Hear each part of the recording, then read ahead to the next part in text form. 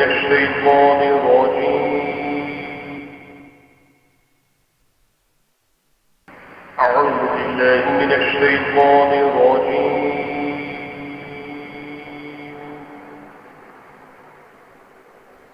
بسم الله الرحمن الرحيم.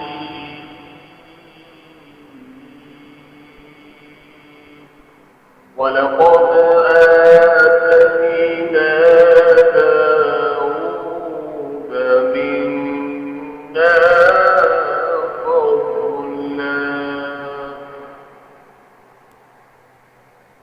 يا جبال أوبي معه والطير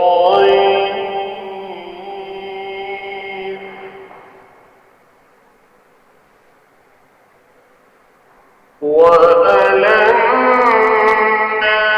له الحديد أن يعمل سابغات وقدر في السرد واعملوا صالحا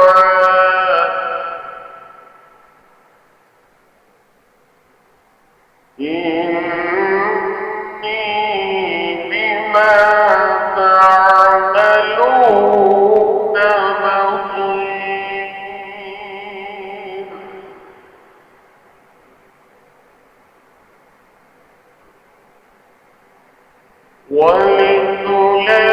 ولسليمان الريح غدوها شهر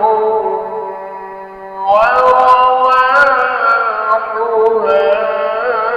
شهر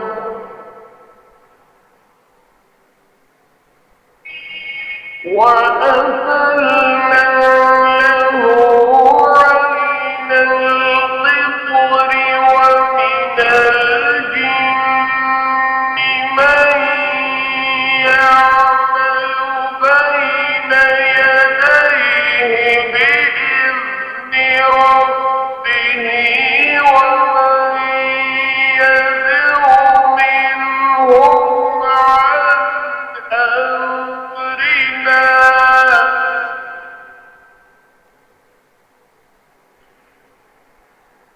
ومن يزغ منهم عن أمرنا نذقه من عذاب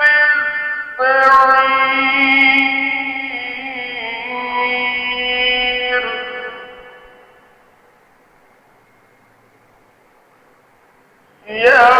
يعملون له ما يشاء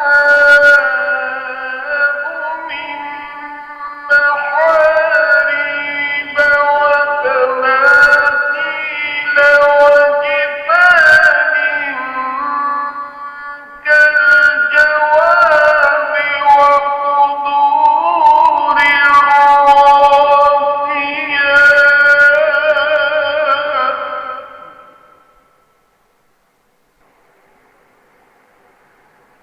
اعملوا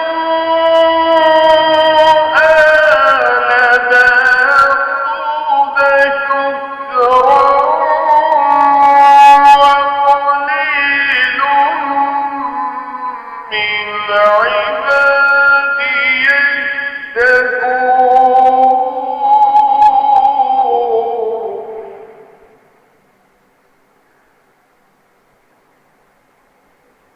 فلما قضينا عليه الموت ما دلهم على موته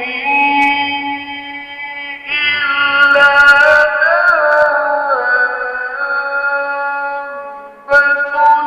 الأرض تأكل من سأته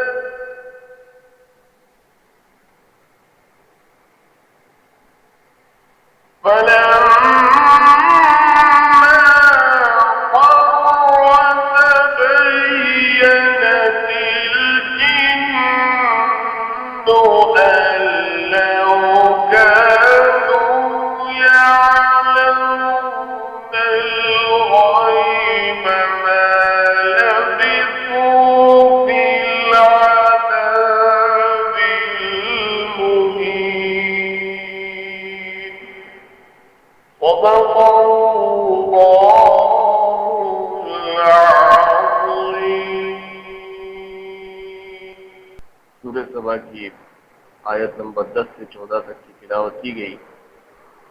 ترجمہ سماعت فرمائیے۔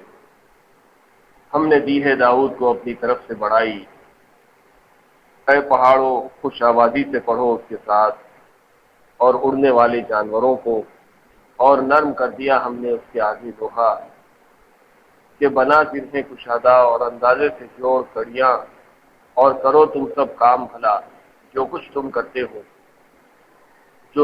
کرتے ہو میں دیکھتا ہوں۔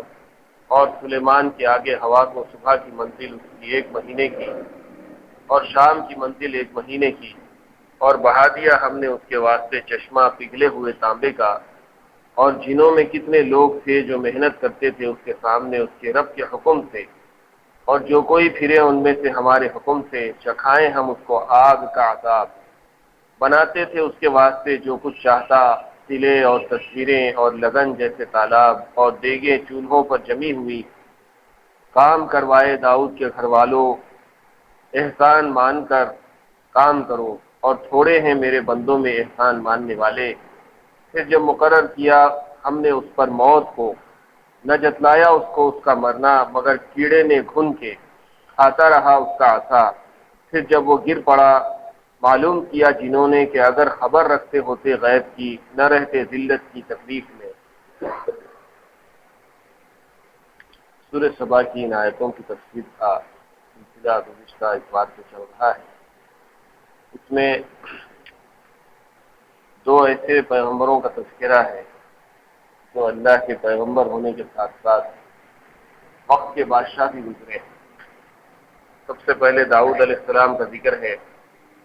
اللہ تعالیٰ نے حضرت داؤد علیہ السلام کے بارے میں فرمایا کہ ہم نے ان پر خاص فضل کیا تھا۔ وَلَقَدْ آتَيْنَا دَاوُودَ مِنَّا فَضْلًا، ہم نے اپنی طرف سے داؤد پر ایک خاص فضل کیا تھا۔ یا جبال أَوِّبِي مَعَهُ وَالطَّيْرَ، ہم نے پہاڑوں کو حکم دیا تھا کہ وہ داؤد علیہ السلام کے ساتھ جبکہ وہ اللہ کا ذکر کرے یا زبور کی تلاوت کرے تو ان کے ساتھ مل جائیں، اور پرندوں کو بھی یہی حکم دیا تھا۔ وَأَلَنَّا لَهُ الْحَدِيدَ، دوسرا فضل جو داؤد علیہ السلام پر تھا وہ یہ کہ لوہے کو ان کے ہاتھ میں نرم کر دیا گیا۔ أَنِ اعْمَلْ سَابِغَاتٍ وَقَدِّرْ فِي السَّرْدِ وَاعْمَلُوا صَالِحًا، اور پھر ان کو حکم دیا گیا تھا کہ وہ اندازے سے اس کی کڑیاں جوڑ کر لوہے سے زرہیں بنائیں۔ انی بما تعملون بصیر، بے شک ہم دیکھتے ہیں جو کچھ کہ وہ کرتے۔ وَلِسُلَيْمَانَ الرِّيحَ غُدُوُّهَا شَهْرٌ وَرَوَاحُهَا شَهْرٌ، دوسرے پیغمبر اور بادشاہ جس کا ذکر ان آیات میں کیا گیا ہے وہ حضرت سلیمان علیہ السلام ہے۔ داؤد علیہ السلام سلیمان علیہ السلام کے والد ہیں، اور سلیمان علیہ السلام ان کے بیٹے ہیں۔ یہ دونوں باپ بیٹوں کو اللہ تعالیٰ نے بڑی خاص فضیلتیں عطا فرمائی تھی۔ داؤد علیہ السلام کی فضیلتوں کا ذکر تو آپ نے سنا کہ ان کے ہاتھ میں لوہے کو نرم کیا گیا، زرہیں بنانے کی صنعت ان کو سکھائی گئی، اور پہاڑوں اور پرندوں کو ان کے ساتھ کر دیا گیا جبکہ وہ توریت زبور کی تلاوت کرتے تھے یا اللہ تعالیٰ کی تسبیح و تحلیل کرتے تھے۔ پھر سلیمان علیہ السلام کے فضائل بیان کیے جا رہے ہیں کہ ہم نے ان کے لیے ہوا کو مسخر کر دیا تھا۔ سلیمان علیہ السلام ہوا میں اڑتے تھے اپنے تخت پر بیٹھ کر، اور اس ہوا کا حال یہ ہوتا تھا کہ وہ صبح کو 1 مہینے کی مسافت اور شام کو 1 مہینے کی مسافت طے کر دیتے تھے۔ اور اسی طرح سلیمان علیہ السلام پر ایک اور فضل کیا اللہ تعالیٰ نے کہ ان کے لیے پگھلے ہوئے تانبے کا چشمہ بہا دیا تھا۔ پگھلے ہوئے تانبے سے سلیمان علیہ السلام جو چاہے چیزیں بنا لیتے تھے، اور وہ چیز بنانے کے بعد تانبا پھر سے گھٹ ہو جاتا تھا۔ پھر مزید فضل جو سلیمان علیہ السلام پر کیا گیا وہ یہ کہ ان کے کنٹرول میں اللہ تعالیٰ نے جنات کو دے دیا۔ وَمِنَ الْجِنِّ مَن يَعْمَلُ بَيْنَ يَدَيْهِ بِإِذْنِ رَبِّهِ، جنات کو ان کے قابو میں دے دیا گیا، وہ اپنی مرضی سے ان سے جو چاہے کام لیتے تھے، یہ سب کچھ اللہ کے حکم سے تھا۔ وَمَن يَزِغْ مِنْهُمْ عَنْ أَمْرِنَا نُذِقْهُ مِنْ عَذَابِ السَّعِيرِ، ان جنات کو اللہ تعالیٰ نے اتنا زیادہ سلیمان علیہ السلام کے تابع کر دیا تھا کہ اگر کوئی جنات سلیمان علیہ السلام کی بات نہ مانے یا ان کے حکم سے سرتابی کرے تو اللہ تعالیٰ نے ان جنات کو دردناک عذاب کے بارے میں گویا کہ سنا دیا تھا کہ ان کو عذاب دیا جائے گا اگر وہ سلیمان علیہ السلام کی بات نہ مانے. يعملون له ما يشاء من محاريب وتماثيل وجفان كالجواب وقدور الراسيات. اور سلیمان علیہ السلام کے لیے جنات جو کام کرتے تھے ان میں قابل ذکر کام یہ تھے کہ سلیمان علیہ السلام جیسے چاہے قلعے ان جنات کے ذریعے سے بنوا لیا کرتے تھے. بڑی بڑی تصویریں اور لگن، تالاب جیسے لگن بڑے بڑے بناتے تھے. اور دیگیں تھیں جو بناتے تھے یہ لوگ چولہوں پر جمی ہوئی دیگیں. اعملوا آل داود شکرا. جب فضائل بیان کرنے کے بعد اللہ تعالیٰ نے داؤد علیہ السلام اور ان کی قوم سے کہا کہ اے آل داؤد تم اللہ کا شکر کرو اور شکر گزاری کے ذریعے سے عبادت کرو. وقلیل من عبادی الشکور. لیکن بہت سے لوگ عبادت اور شکر نہیں کرتے، بلکہ بہت تھوڑے لوگ ہیں میرے بندوں میں جو شکر گزار ہیں، احسان ماننے والے. فلما قضینا علیہ الموت. ایسی زبردست بادشاہت، سلطنت، بڑے بڑے فضائل دینے کے بعد سلیمان علیہ السلام کی موت کے بارے میں اللہ تعالیٰ بتا رہے ہیں کہ جب ان کو موت آئی تو ایک گھن کا کیڑا تھا جو ان کی لکڑی کو کھا رہا تھا، اور اس لکڑی کو کھانے کے بعد وہ لکڑی ٹوٹی. سلیمان علیہ السلام جب گرے تو تب پتہ چلا کہ ان کی موت تو بہت عرصہ ہوا واقع ہو چکی ہے. جیسے کہ اس سے پہلے یہ تفسیر بیان کی جا چکی ہے کہ 1 سال کا عرصہ گزر گیا لیکن سلیمان علیہ السلام کی موت کا پتہ کسی کو نہیں چلا. جب معلوم ہوا کہ سلیمان علیہ السلام انتقال کر چکے ہیں، فلما خر تبینت الجن ان لو كانوا يعلمون الغیب. جب جنات کو پتہ چلا کہ بہت عرصہ پہلے ہی سلیمان علیہ السلام انتقال کر چکے ہیں تو بڑا افسوس کرنے لگے اور کہنے لگے کہ اے کاش اگر ہم کو غیب کا علم ہوتا تو پھر یہ ذلت کی تکلیف سے ہم کیوں کام کرتے رہتے تھے، کچھ آرام کر لیتے تھے، آرام سے کام کرتے تھے، اسی جلدی کیا تھی. ہوا یہ تھا کہ سلیمان علیہ السلام اپنے تخت پر بیٹھے ہوئے لکڑی سے ٹیکا لگائے ہوئے نگرانی کر رہے ہیں اور جنات یہ سمجھ رہے ہیں کہ سلیمان علیہ السلام ہم کو دیکھ رہے ہیں. اب ان کا انتقال ہو گیا تو بھی وہ جو کیفیت تھی سلیمان علیہ السلام کی کہ ٹھہرے ہوئے ہیں، آنکھیں کھلی ہوئی ہیں، نگرانی کر رہے ہیں جنات کی، تو جنات سمجھ رہے ہیں صاحب دیکھ رہے ہیں، چلو کام کرتے رہو، کام کر رہے ہیں. اور یہ کام کرتے کرتے اتنا لمبا عرصہ ہو گیا کہ 1 سال گزر گیا. وہ لکڑی جس سے سلیمان علیہ السلام ٹیکا لگائے ہوئے تھے اس کو کیڑ لگا اور اندر سے لکڑی کھوکھل ہو گئی. اس کے بعد ٹوٹ کر گری، سلیمان علیہ السلام کی لاش گری. تب پتہ چلا کہ ان کا انتقال تو ہو کے زمانہ ہو. اس وقت جنات بڑا افسوس کرنے لگے کہ کاش ہم کو پتہ چلتا، ہم غیب کا علم رکھتے تو پھر سلیمان علیہ السلام کے اس کام میں اتنی دشواری کیوں اٹھاتے. لو كانوا يعلمون الغیب. اے کاش کہ ہم کو غیب کا علم ہوتا. ما لبثوا في العذاب المهين. ہم اس ذلت کی تکلیف میں کیوں پڑے ہیں. اس سلسلے میں بہت ساری باتیں تو تفصیل کے ساتھ گزشتہ آ چکی ہیں. آج جہاں سے ہم کو تسلسل قائم رکھنا ہے وہ ہے جنات کی تفسیر. کس طرح سے جنات کو اللہ تعالیٰ نے سلیمان علیہ السلام کے قابو میں کر دیا تھا. من الجن من يعمل بين يديه. یہ جملہ بھی سخرنا محذوف سے متعلق ہے. اس کے معنی ہے کہ ہم نے سلیمان علیہ السلام کے لیے جنات میں سے ایسے لوگوں کو جو ان کے سامنے ان کے کام انجام دیں اپنے رب کے حکم کے موافق. بین یدیہ یعنی ان کے سامنے. اس کے الفاظ بڑھانے سے شاید یہ بتلانا ہو کہ سلیمان علیہ السلام کے لیے جنات کی تسخیر اس طرح کی نہیں جس طرح چاند سورج وغیرہ کو انسان کے لیے مسخر کرنے کا ارشاد قرآن میں آیا، بلکہ یہ تسخیر ایسی تھی کہ جنات نوکروں چاکروں کی طرح ان کے سامنے مفوضہ خدمات میں لگے رہتے تھے. تسخیر کا جو لفظ قرآن مجید میں آیا ہے وہ مختلف معنوں میں ہے. اللہ تعالیٰ نے ایک جگہ فرمایا کہ ہم نے چاند اور سورج کو بھی انسان کے لیے مسخر کر دیا ہے کہ وہ اپنے مدار میں گھومتے رہتے ہیں. وقت پر دن آتا ہے، وقت پر رات آتی ہے، جس سے دنیا میں انسانوں کے کام کاج کرنے کا جو سسٹم ہے وہ ڈسٹرب نہیں ہوتا. آدمی برابر کس دن میں کیا کام کرنا ہے اپنا ایک ٹائم ٹیبل بنا لیتا ہے، اسی کے مطابق ساری دنیا کے کاروبار چلتے رہتے ہیں. یہ چاند اور سورج کا نظام اگر بگڑ جائے، دن کی جگہ رات ہو جائے، رات کی جگہ دن ہو جائے، یا چاند اور سورج اپنے وقت پر گردش نہ کرے تو پھر انسان کی زندگی کا سارا نظام، سارا سسٹم ڈسٹرب ہو کے رہ جائے. تو وہ بھی ایک طرح کی تفسیر ہے. لیکن چاند اور سورج رات اللہ تعالیٰ کے حکم سے اللہ کی مرضی کے موافق گردش کر رہے ہیں۔ چاند اور سورج کا گردش کرنا انسان کے لیے تو ہے، لیکن وہ اللہ کی مرضی کے مطابق ہے، انسان کی مرضی کے مطابق نہیں ہے۔ انسان، کسی ملک، کسی مملکت، کسی ٹیکنالوجی کے کنٹرول میں چاند اور سورج نہیں ہے۔ اگرچہ وہ انسان کے لیے کام کر رہے ہیں، لیکن اللہ کی مرضی کے مطابق۔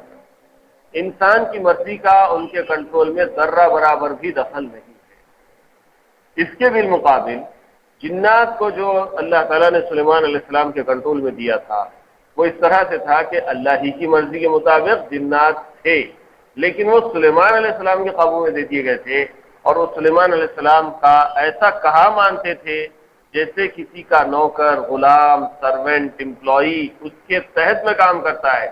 جو صاحب کی مرضی ہے وہ کام کرنا ہے۔ جنات صاحب کی مرضی کے بغیر وہ کوئی کام نہیں کر سکتے، اور اگر صاحب جو حکم دے وہ کام نہ کریں تو پھر صاحب کو اس بات کا اختیار حاصل ہے کہ وہ ان کے خلاف کچھ بھی کارروائی کریں، ان کو سزا دیں، مارے۔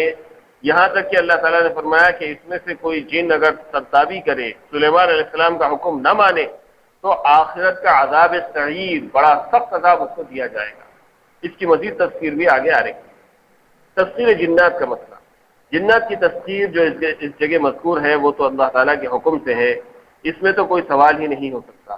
بعض صحابہ کرام کے متعلق جو روایات میں آیا ہے کہ جنات ان کے مسخر اور تابع تھے، تو یہ تسخیر بھی، اس قسم کی تسخیر بھی اذن اللہ تھی جو بطور کرامت ان حضرات کو عطا کی گئی۔ اس میں کسی عمل و وظیفے کا کوئی دخل نہیں تھا، جیسا کہ علامہ شربینی نے تفسیر سراج المنیر میں اس آیت کے تحت میں حضرت ابو ہریرہ، ابن کعب، معاذ بن جبل، عمر ابن خطاب، ابو ایوب انصاری، زید بن ثابت رضی اللہ عنہم کے متعدد واقعات ایسے لکھے ہیں جن سے ثابت ہوتا ہے کہ جنات ان کی اطاعت و خدمت کرتے تھے، مگر یہ سب محض اللہ تعالیٰ کا فضل و کرم تھا کہ سلیمان علیہ السلام کی طرح کچھ جنات کو ان حضرات کا مسخر بنا دیا گیا تھا، لیکن جو تفسیر عملیات کے ذریعے عاملوں میں مشہور ہے وہ قابل غور ہے کہ شرعاً اس کا کیا حکم ہے۔ قاضی بدر الدین شبلی حنفی جو 8ویں صدی کے علماء میں سے ہیں، انہوں نے جنات کے احکام پر ایک مستقل کتاب احکام المرجان فی الاحکام الجان لکھی ہے۔ اس میں بیان کیا ہے کہ جنات سے خدمت لینے کا کام سب سے پہلے حضرت سلیمان علیہ السلام نے باذن اللہ بطور معجزے کے کیا ہے، اور اہل فارس جمشید بن اوجھان کی طرف منسوب کرتے ہیں کہ انہوں نے جنات سے خدمت لی ہے۔ اسی طرح آصف بن برخیا وغیرہ جن کا تعلق حضرت سلیمان علیہ السلام سے رہا ہے، ان کے متعلق بھی استخدام جن کے واقعات مشہور ہیں، اور مسلمانوں میں سب سے زیادہ شہرت ابو نصر احمد بن ہلال اور ہلال بن وصیف کی ہے، جن سے استخدام جنات کے عجیب واقعات مذکور ہیں۔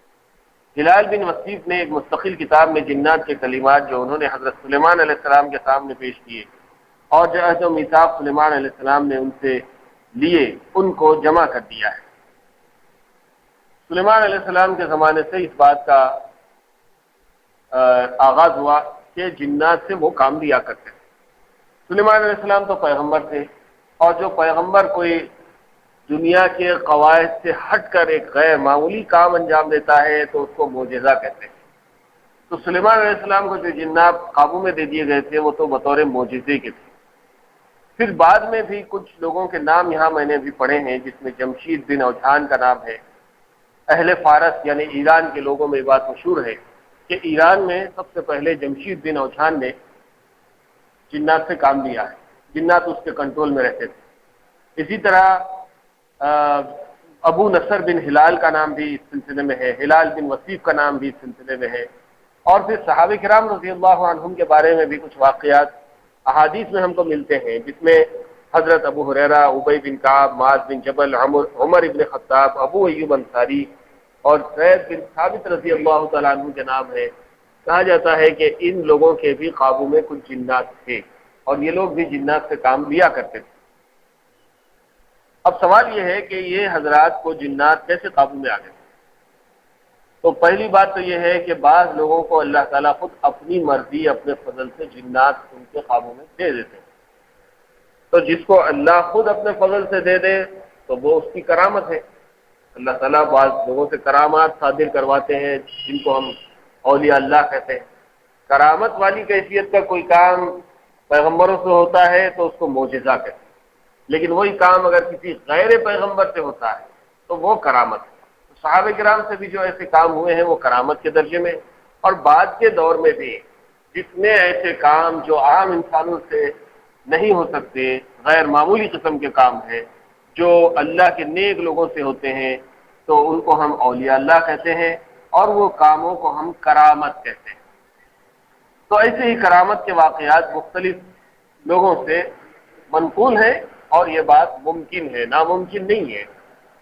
ایک بات ذہن میں رہنی چاہیے کہ جس طرح انسان اور فرشتے اللہ تعالیٰ کی مخلوق ہیں، ایسے ہی جنات بھی اللہ تعالیٰ کی مخلوق ہیں، اور قرآن مجید میں جنات کا کئی جگہ تذکرہ آیا ہے۔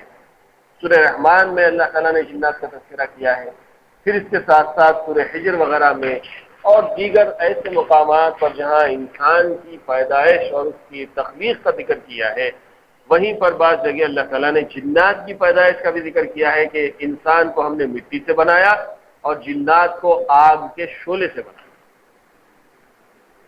خلق الانسان من صلصال کالفخار وخلق الجان من مارج من نار، نار سے، آگ سے جنات کو اللہ تعالیٰ نے پیدا کیا۔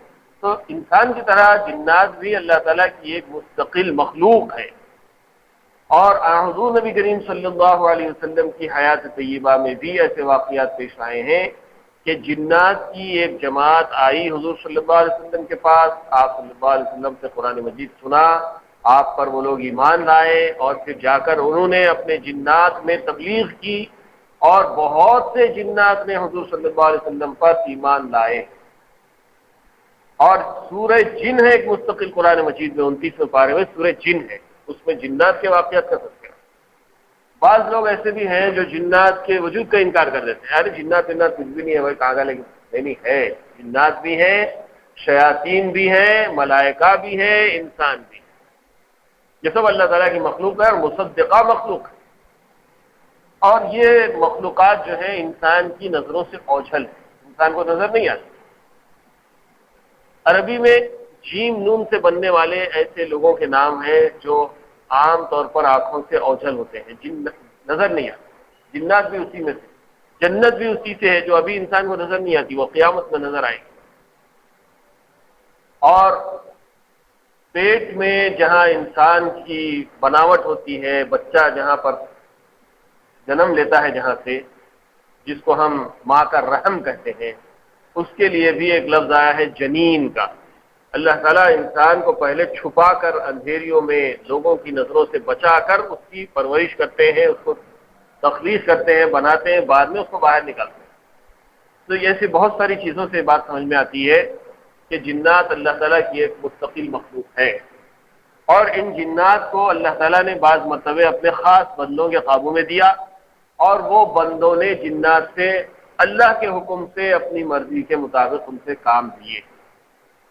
قاضی بدر الدین نے اسی کتاب میں لکھا ہے کہ عام طور سے تسخیر جنات کا عمل کرنے والے عاملین کلمات کفریہ شیطانیہ سے اور سحر سے کام لیتے ہیں، جن کو کافر جنات و شیاطین پسند کرتے ہیں، اور ان کے مسخر و تابع ہونے کا راز صرف یہ ہے کہ وہ ان کے اعمال کفریہ شرکیہ سے خوش ہو کر بطور رشوت کے ان کے کچھ کام بھی کر دیتے ہیں، اور اسی لیے بکثرت عملیات میں قرآن کریم کو نعوذ باللہ نجاست یا خون وغیرہ سے لکھتے ہیں، جس سے کفار جن اور شیاطین راضی ہو کر ان کے کام کر دیتے ہیں۔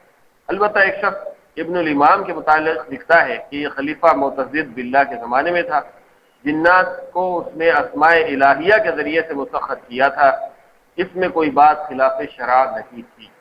اب یہاں دو طریقے کی باتیں آئی ہیں، ایک تو جنات کو اللہ تعالیٰ اپنے فضل سے کسی کے قابو میں کر دیتے، تو وہ تو اللہ کی مرضی، لیکن بعض مرتبہ لوگ کچھ ایسے عملیات کرتے ہیں جس کی وجہ سے جنات ان کے قابو میں آ جاتے ہیں۔ اور جنات کے بارے میں اور ایک بات یاد رکھنی ہے، وہ یہ ہے کہ جس طرح انسانوں میں مومن اور کافر ہوتے ہیں، ایسے ہی جنات میں بھی مومن اور کافر۔ جو جن ایمان لائے وہ مومن، اور جو جن کفر پر قائم ہے، شرک سے ان کا تعلق ہے، مشرک جنات ہیں، کافر جنات ہیں، ان کی اپنی ایک الگ جماعت۔ تو اب انسانوں کے قابو میں آنے کے لیے بھی جنات کی یہ دونوں قسمیں ہیں۔ بعض لوگ کچھ عملیات کر کے جنات کو اپنے قابو میں کرتے ہیں، وہ بھی دو طرح کے. ایک وہ لوگ ہیں جو کافر جنات کو اپنے قابو میں کرتے ہیں.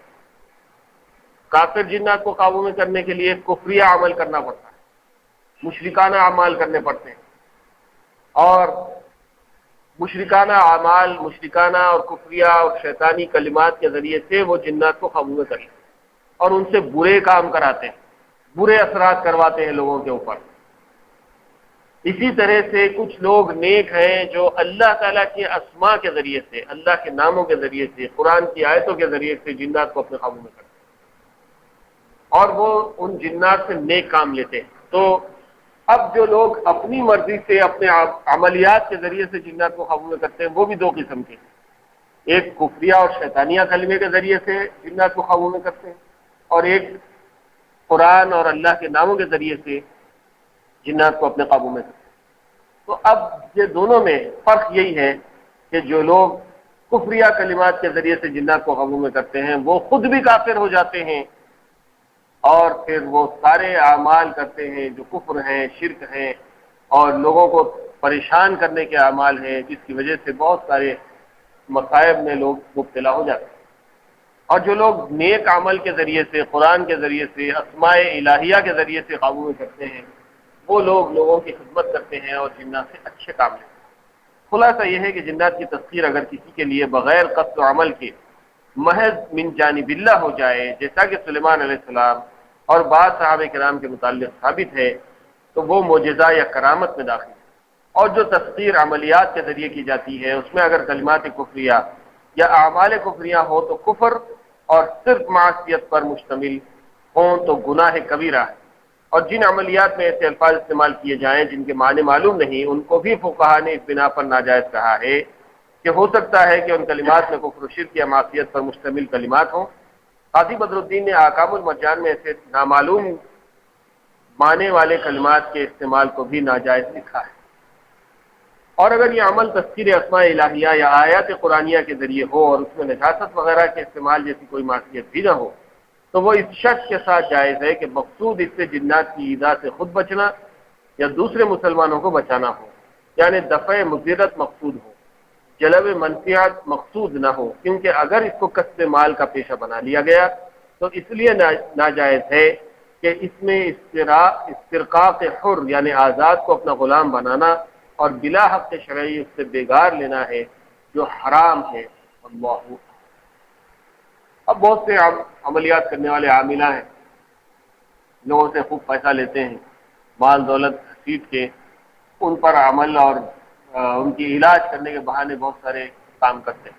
یہ بہت سارے تو دھوکے باز ہیں، شیطان ہیں اور لوگوں کو بیوقوف بناتے ہیں. اس میں دیکھنا یہ ہے کہ کون سا آدمی سب سے پہلے شریعت کا پابند ہے، پابند شریعت ہے، عالم ہے، قرآن وغیرہ سے واقف ہے اور وہ کچھ قرآنی آیتیں پڑھ کر علاج کرتا ہے تو وہ جائز ہے. لیکن لوگ قرآن کو بھی غلط استعمال کرتے ہیں، خود شرعی طور پر عامل نہیں ہوتے، شریعت کے پابند نہیں ہوتے اور صرف عملیات کے لیے قرآن کو استعمال کرتے ہیں اور لوگوں سے منمانی فیس اور پیسہ وصول کر کے علاج کرتے ہیں.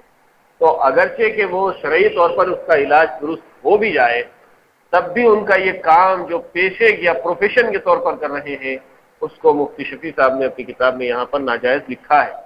اس سلسلے میں مزید رہنمائی کے لیے اہل حق علماء سے رجوع کیا جا سکتا ہے. وَمَن يَزِغْ مِنْهُمْ عَنْ أَمْرِنَا نُذِقْهُ مِنْ عَذَابِ السَّعِيرِ. یہ تو درمیان میں جنات اور شیاطین کے بارے میں جو مختصر تفصیل تھی وہ درمیان میں آئی. اب جو اصل آیات کی تفسیر ہے اس طرف آنا ہے کہ وَمَن يَزِغْ مِنْهُمْ، جو جنات سلیمان علیہ السلام کے قابو میں دے دیے گئے تھے ان میں سے اگر کوئی جن سلیمان علیہ السلام کی نافرمانی کرتا تو اللہ تعالیٰ فرماتے ہیں کہ وَمَن يَزِغْ مِنْهُمْ عَنْ أَمْرِنَا نُذِقْهُ مِنْ عَذَابِ السَّعِيرِ، ہم اس کو بڑا دردناک عذاب کا مزہ چکھاتے ہیں. ہم نے جنات کو سلیمان علیہ السلام کی خدمت و اطاعت کا جو حکم دیا ہے اگر ان میں کوئی فرد اس اطاعت سے انحراف کرے گا تو اس کو آگ کا عذاب دیا جائے گا. اکثر مفسرین نے اس سے آخرت کا عذاب جہنم مراد لیا ہے اور بعض حضرات نے فرمایا کہ دنیا میں بھی اللہ تعالیٰ نے ان پر ایک فرشتہ مسلط کر دیا تھا کہ جو جن سلیمان علیہ السلام کی اطاعت میں کوتاہی کرے اس کو آتشی کوڑے مار کر کام کرنے پر مجبور کیا جاتا. ایک فرشتہ تھا مقرر جو ان جنات کو کنٹرول کرتا تھا، اور جو کوئی سلیمان علیہ السلام کی نافرمانی کرتا یا کام میں سستی کرتا تو ایک آگ کا کوڑا لے کر وہ فرشتہ اس کی پٹائی کرتا تھا، پھر وہ جن اپنے کام پر لگ جاتا۔ اور اس پر یہ شبہ نہیں ہو سکتا کہ جنات تو خود آگ سے بنے ہوئے، آگ ان پر کیا اثر کرے گی، کیونکہ جنات کے آگ سے بننے کا مطلب وہی ہے جو انسان کی مٹی سے بننے کا ہے، یعنی عنصر غالب انسان کے وجود میں مٹی ہے، مگر اس کو مٹی پتھر سے مارا جائے تو تکلیف پہنچتی ہے۔ اسی طرح جنات کا عنصر غالب آگ ہے، مگر خالص اور تیز آگ سے وہ بھی جل جاتے ہیں۔ بعض لوگوں نے شبہ کیا کہ اگر جنات آگ کے بنے ہوئے ہیں اور فرشتہ ان کو آگ سے پٹائی کر رہا ہے تو آگ کا آگ پر کیا اثر ہوگا؟ آگ دونوں برابر ہے، آگ پر آگ کا کیا اثر ہوگا؟ تو اس کا جواب یہ دیا گیا کہ انسان بھی تو مٹی کا بنا ہوا ہے، لیکن مٹی اور پتھر سے اگر انسان کو مارا جاتا ہے، مٹی کا ڈھیلا اٹھا کے مارے تو کیا انسان کو مار نہیں سکتا؟ جس طرح انسان مٹی کا ہے پھر بھی مٹی کی مار سے اس کو تکلیف پہنچتی ہے، اسی طرح جنات اگرچہ کہ آگ کے ہیں لیکن آگ کی مار سے ان کو تکلیف پہنچتی ہے، اور اسی بنا پر وہ سلیمان علیہ السلام کے قابو میں دیے گئے، اور ایک فرشتہ ان پر مسلط تھا جو آگ کے کوڑوں سے ان کو کام پر لگاتا تھا، ان کی پٹائی کرتا تھا اگر وہ کام نہ کرے۔ وَيَعْمَلُونَ لَهُ مَا يَشَاءُ مِن مَحَارِيبَ وَتَمَاثِيلَ وَجِفَانٍ كَالْجَوَابِ وَقُدُورِ الرَّاسِيَةِ۔ اب یہاں سے اور ایک آیت کی تفسیر آ رہی ہے کہ جنات ان کے لیے تو جو وہ کام بولے وہ کرتے تھے۔ کیا کام تھے وہ؟ محاریب وتماثیل وجفان کالجواب وقدور الراسیہ۔ اس آیت میں ان کاموں کی کچھ تفصیل ہے جو حضرت سلیمان علیہ السلام جنات سے لیتے تھے۔ محاریب محراب کی جمع ہے جو مکان کے اشرف و اعلیٰ حصے کے لیے کہا جاتا ہے۔ بادشاہ اور بڑے لوگ جو اپنے یہ حکومت کا کمرہ بنائیں اس کو بھی محراب کہا جاتا تھا۔ لفظ محراب حرب سے ہے، حرب کا مطلب جنگ ہے۔ کوئی آدمی جو اپنا حکومت قدا خاص بناتا ہے اس کو دوسروں کی رسائی سے محفوظ رکھتا ہے، اس میں کوئی دست اندازی کرے تو اس کے خلاف لڑائی کرتا ہے۔ اسی مناسبت سے مکان کے مخصوص حصے کو محراب کہتے ہیں۔ مساجد میں امام کے کھڑے ہونے کی جگہ کو بھی اسی امتیاز کی بنا پر محراب کہتے ہیں۔ یہ جو پیچھے محراب بنایا ہوا ہے جس میں امام صاحب کھڑے ہوتے ہیں، مساجد میں امام کے کھڑے ہونے کی جگہ کو بھی اسی امتیاز کی بنا پر محراب کہتے ہیں۔ اور کبھی خود مساجد کو محاریب کے لفظ سے تعبیر کیا جاتا ہے۔ قدیم زمانے میں محاریب بنی اسرائیل اور اسلام میں محاریب صحابہ سے ان کی مساجد مراد ہوتی ہے۔ مساجد میں محراب کے لیے مستقل مکان بنانے کا حکم رسول اللہ صلی اللہ علیہ وسلم اور خلفائے راشدین کے عہد تک امام کے کھڑے ہونے کی جگہ کو علیحدہ مکان کی حیثیت سے بنانے کا رواج نہیں تھا۔ یہ بات ہم لوگوں کو شاید معلوم نہیں ہے کہ یہ جو محراب آگے ہٹا کر امام صاحب کے لیے بنائی جاتی ہے، یہ بنانے کا رواج حضور صلی اللہ علیہ وسلم کے زمانے میں نہیں تھا، بعد میں شروع ہوا۔ قرون اولیٰ کے بعد سلاطین نے اس کو رواج دیا اور اپنے تحفظ کے لیے دیا۔ عام مسلمانوں میں اس کا رواج اس مصلحت سے بھی ہوا کہ امام جس جگہ کھڑا ہوتا ہے وہ پوری صف خالی رہتی ہے۔ نمازیوں کی کثرت اور مساجد کی تنگی کے پیش نظر صرف امام کے کھڑے ہونے کی جگہ دیوار قبلہ میں گہری کر کے بنا دی جاتی تاکہ اس کے پیچھے پوری صف کھڑی ہو۔ چونکہ یہ طریقہ قرون اولیٰ میں نہ تھا، اس لیے بعض علماء نے اس کو بدعت کہہ دیا ہے۔ شیخ جلال الدین سیوطی نے اس مسئلے پر مستقل رسالہ بنام اعلام الارانیب فی بدعۃ المحاریب لکھا ہے، اور تحقیق اور صحیح بات یہ ہے کہ اگر اس جگہ اس طرح کی محرابیں نمازیوں کی سہولت اور مسجد کے مصالح کے پیش نظر بنائی جائیں اور ان کو سنت مقصودہ نہ سمجھا جائے تو ان کو بدعت کہنے کی کوئی وجہ نہیں۔ ہاں، اس کو سنت مقصودہ نہ بنایا جائے، اس کے خلاف کرنے والے پر نکیر ہونے لگے تو اس غلو سے یہ عمل بدعت میں داخل ہو سکتا ہے۔ یعنی ایک مسئلہ واضح کیا گیا ہے کہ مسجدوں میں جو محراب بنائی جاتی ہے یہ سنت نہیں، نہ حضور صلی اللہ علیہ وسلم کے زمانے میں ایسا طریقہ تھا، نہ خلفائے راشدین کے زمانے میں تھا۔ بعد میں سلاطین یعنی بادشاہ لوگوں نے اس کو رواج دیا۔ اس لیے اگر کسی مسجد میں محراب نہ بنائی جائے تو اس میں کوئی مذائقہ نہیں ہے، کوئی بری بات نہیں۔ اب عام طور پر یہ بات رواج پا گئی ہے کہ امام کے لیے مسجدوں میں محراب ہوتے ہیں، اور اس میں اس سے پہلے بھی یہ بات میں نے کہی ہے اسی آیات کی تفسیر کے اندر، یا جبال اوببی معہ والطیر جو آیا ہے اس میں یہ بات بتائی گئی ہے کہ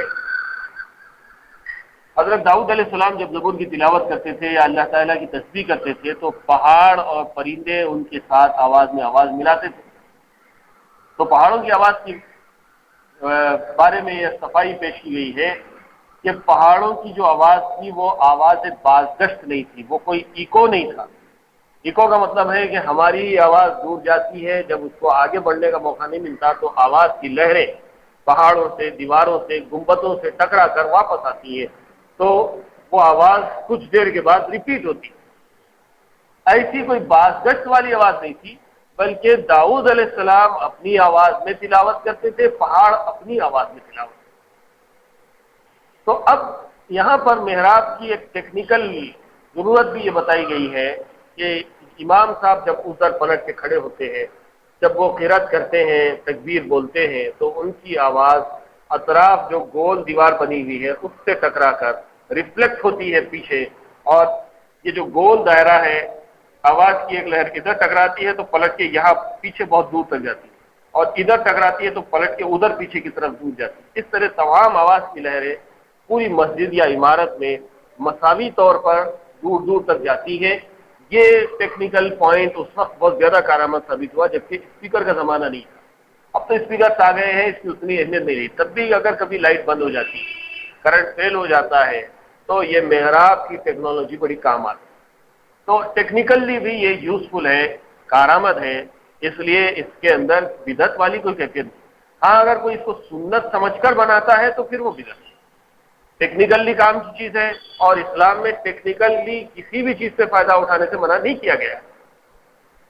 جیسے کہ ہم سواریوں، نئی نئی سواریاں ہیں، نئے نئے مکانات ہیں، نئی نئی چیزیں استعمال کرتے رہتے ہیں، یہ دنیا کی ترقی کے ساتھ ساتھ کوئی چیز کا استعمال کرنا اس سے منع نہیں کیا گیا ہے، تو اسی کے اعتبار سے اگر اس کو استعمال کیا جاتا ہے تو ٹھیک ہے۔ لیکن اگر کوئی سنت سمجھتا ہے اور اگر کہیں پر مسجد میں محراب نہیں بنائی گئی ہے اور لوگ اس پر اصرار کر رہے ہیں محراب ہی نہیں بنایا، کہیں کی مسجد بنایا تو یہ بات صحیح نہیں۔ بغیر محراب کی مسجد بنائی جا سکتی ہے۔ جن مساجد میں محراب امام یا محراب امام ایک مستقل مکان کی صورت میں بنائی جاتی ہے، وہاں امام پر لازم ہے کہ اس محراب سے کسی قدر باہر اس طرح کھڑا ہو کہ اس کے قدم محراب سے باہر نمازیوں کی طرف رہیں، تاکہ امام اور مقتدیوں کا مکان ایک شمار ہو سکے، ورنہ یہ صورت مکروہ ناجائز ہے کہ امام الگ مکان میں تنہا کھڑا ہو اور سب مقتدی دوسرے مکان میں۔ بعض مساجد میں محراب اتنی وسیع و عریض بنائی جاتی ہے کہ ایک مختصر سی صف مقتدیوں کی بھی اس میں آ جائے۔ اسی محراب میں اگر ایک صف مقتدیوں کی بھی محراب میں کھڑی ہو اور امام ان کے آگے پورا محراب میں کھڑا ہو تو امام و مقتدیوں کے مکان کا اشتراک ہو جانے کی وجہ سے کراہت نہیں رہے گی۔ ایک اور مسئلہ بیان کیا، محراب اگر اتنی تنگ بنا دی جائے، اتنی ٹائٹ ہے کہ صرف ایک ہی آدمی اندر کھڑا ہوا اور امام صاحب پورا محراب کے اندر چلے گئے، ان کی پوری باڈی اندر ہی ہے اور باقی صفیں پیچھے بنی ہوئی ہیں، تو وہ ایک الگ روم کی طرح ہو جاتا ہے۔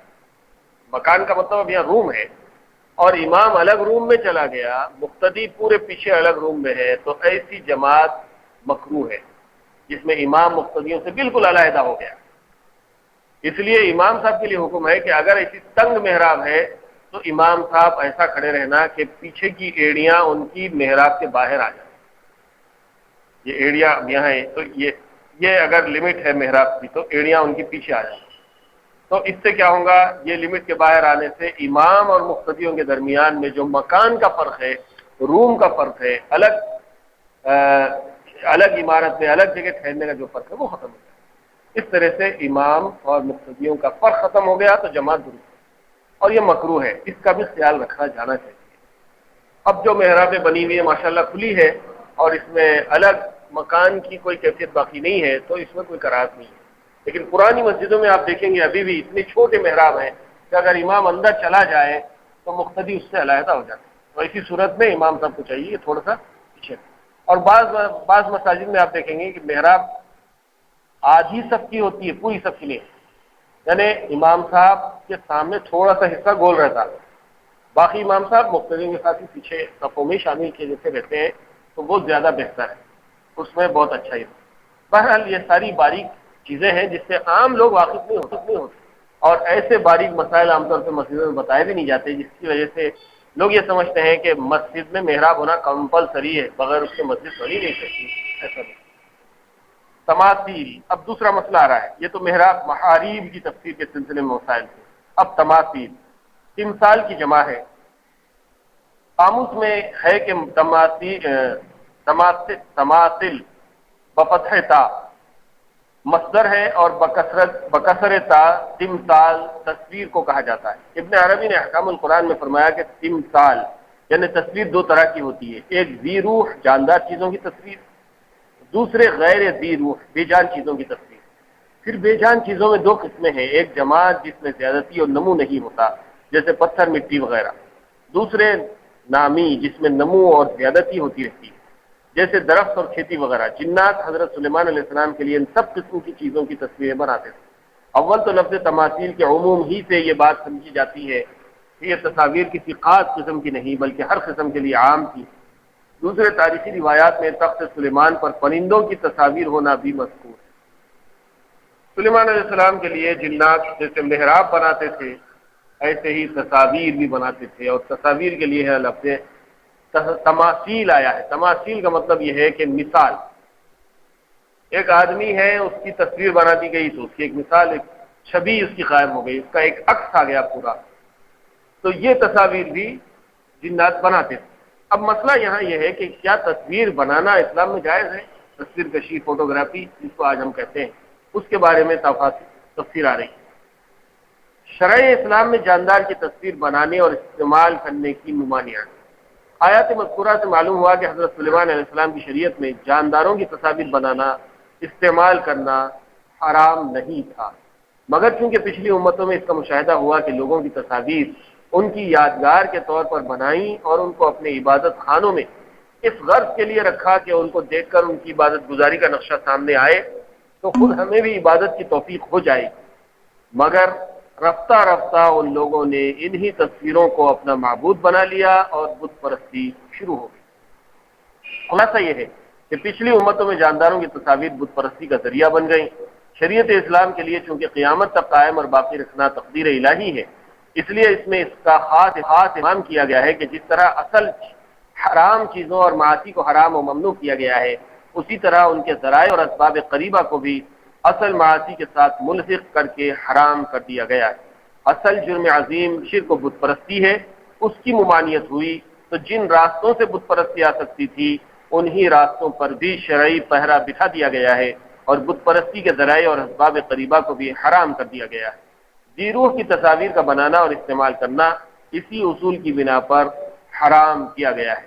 رسول اللہ صلی اللہ علیہ وسلم کی احادیث صحیحہ و متواترہ سے اس کی حرمت ثابت ہے۔